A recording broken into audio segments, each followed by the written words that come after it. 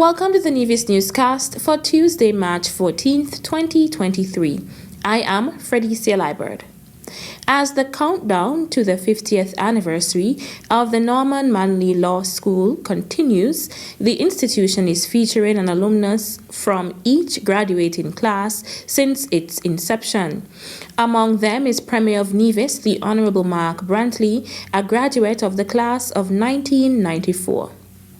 I'm a proud graduate of the Norman Manley Law School class of 1994, and I want to wish the Norman Manley Law School happy 50 years. I've always known that I wanted to be a lawyer since I was a young boy. In fact, growing up on the little island of Nevis, in St. Kitts and Nevis in the Eastern Caribbean, at that time we were told that there were only two professions. One had to be a lawyer or a doctor. Nowadays, of course, we have myriad opportunities, but back then, that's what we knew. And I was always afraid and squeamish about blood. And so I thought I couldn't be a doctor, I had to be a lawyer. And so that appetite for the law and that willingness to study law was always a part of me as a child. I grew up, I had the opportunity to attend the University of the West Indies at Cave Hill, and then of course to come to the Norman Manley Law School. I think the opportunity at Norman Manley was life-changing for me. I met there some of the brightest minds in the region. I met some of the best professors and best tutors in the region, and we were exposed at a very high level to the work of the courts, both of the High Court and the Court of Appeal, and to judges who took an active interest in us. The Norman Manley Law School experience was always about family. We felt we belonged, we were treated well, and I was absolutely delighted to be a student there so many years ago. Having graduated at Norman Manley Law School, I've gone on and done law, practiced law, and now I find myself in the position as the Premier of Nevis and the leader of the opposition in the National Assembly. It has prepared me in a very real way for life in politics by allowing me the critical thinking that's necessary, the cut and thrust of debate, public speaking, and through those attributes that I developed and were honed at the Norman Manley Law School, I think I'm in a much better place today. As it prepares for the historic occasion, the Norman Manley Law School has launched a video series entitled 50 Weeks to 50. Each featured alumnus was nominated by his or her graduating class. I would want to encourage my fellow alumni and those who have benefited so much from this wonderful regional institution to do all that they can to give back to the law school, to give back to students, to give back to the development of the legal profession and legal training in our region, whether through bursaries or scholarships or mentorships or whatever we can do. Let us collectively decide that we will contribute as much as we can to ensure that the Norman Manley Law School and legal education in our region goes from strength to strength. The series is a countdown to the beginning of the 50th anniversary of the Norman Manley Law School.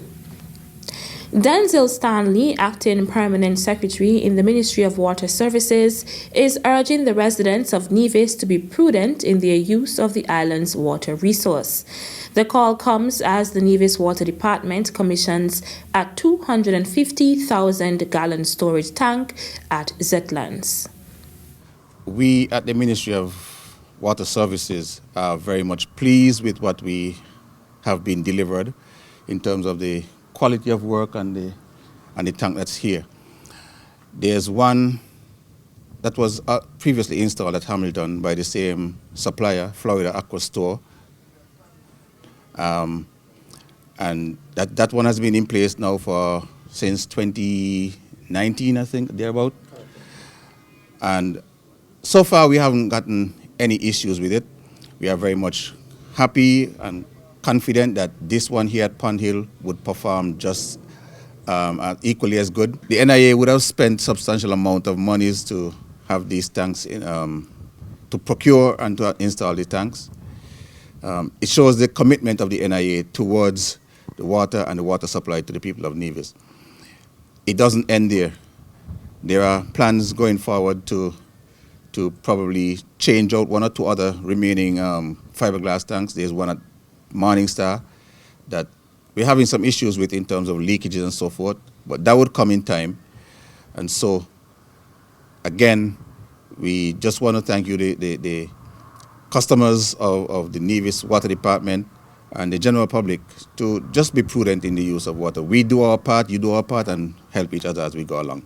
Deputy Premier and Area Representative for the St. George's Gingerland, the Honorable Eric Evelyn, visited the site on Monday, March 13th. Water is life, and I am so happy to be a part of an administration that is committed to ensuring that every household, every business place, everyone on the island of Nevis has access to water, and not just access to water, but good quality water. This is an administration that is ensuring that we have good water on the island of Nevis.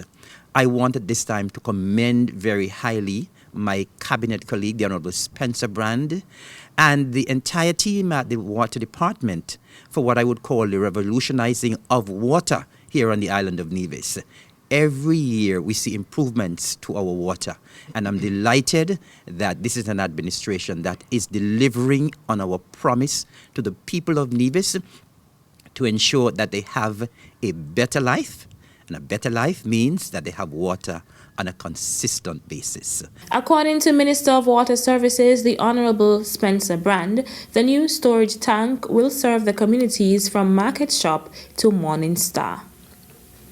On Monday 13th and Tuesday 14th March, nurse managers from the Federation's public health institutions participated in a two-day leadership workshop designed to equip them with the tools and strategies they need to lead effectively in the ever-changing healthcare industry.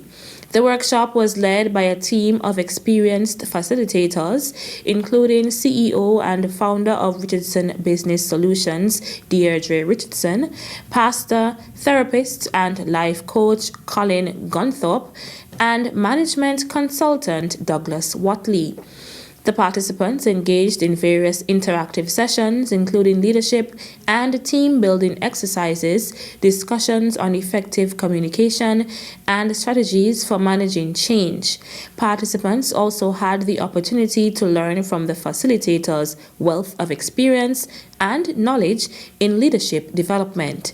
The leadership workshop for nurse managers is part of broader plans by the Ministry of Health to continue to invest in the professional development of its staff to provide the best possible care to patients while transforming healthcare in the Federation. The Eastern Caribbean Central Bank ECCB wants greater oversight of the process of who is being appointed to banking boards and boards of other financial institutions. Governor of the ECCB, Dr. Timothy Antoine, has commended the Dr. Terence Drew-led administration for its tabling of two banking bills, namely the Banking Amendment Bill 2023 and the bill to amend the ECCB agreement in the National Assembly on March 7th, which will help to protect the financial system. While addressing media practitioners in St. Kitts and Nevis as part of the bank's 2023 country outreach mission on March 8th, Governor Antoine said slow passage of legislation poses the single biggest strategic risk to the ECCB's transformation agenda. He outlined several pieces of legislation that are yet to be put in place to protect the financial system. Governor Antoine said the Banking Amendment Bill ensures people who serve on boards of financial institutions are people of integrity so that they will not pose a risk to the financial system.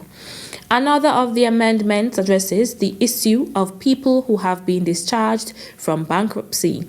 The amendment would modernize the law to give persons who have been declared bankrupt a chance to be considered again.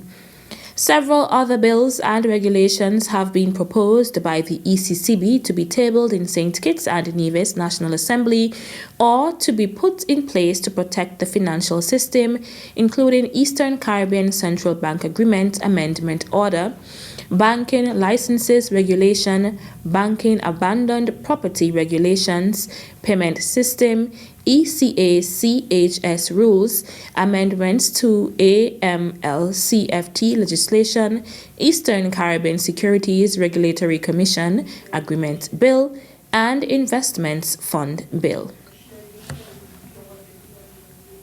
The Ministry of Agriculture will host its Agri Expo 2023 on March 30th and 31st. The two-day event will be held under the patronage of commercial fisherman Colin Kong Huggins of Bath Village.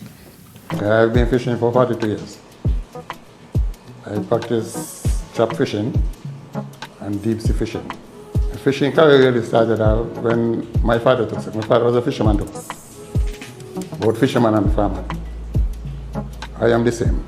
After my father took sick, he had nobody to go look after his chops. And that was just chopstick fishing. So then I had to learn from there. Then a friend of mine, whose name is Buckley Door, taught me the way. I called myself a fisherman when I became 28 because then I didn't pick up a lot of experience on Buckley. That is when I really was on my own because he is the one who helped me when my father was sick to find jobs. He also taught me to always remember where you catch fish. When you catch them, where you catch them. Experience selling fish is a 60-40. It was kind of difficult when I started, especially when I had the cattle to deal with. Because go in and see and come off sea, then you have to go deal with them. It was a challenge. It's not easy out there. People see you go and come back and think it's easy. It ain't easy. In a recent interview, Huggins spoke to his experiences and the challenges as a commercial fisherman. The main challenge I have, and I think all fishermen should have, is the problem with these people going in the south, putting on tank, going on the local fish. It's a problem, and you're only going to get worse. If you're going to go and the breeding ground and kill out the fish from there, how are you expect to get more fish? The fishers don't really get the attention that they need, period. You got to be in your mind that you're going to make it out there. Because if it's not in your mind that you're going to make it, it doesn't make any sense to go there. Because you wouldn't make it, because you ain't going to know what you're doing in the first place. Because your mind is not there to it. So.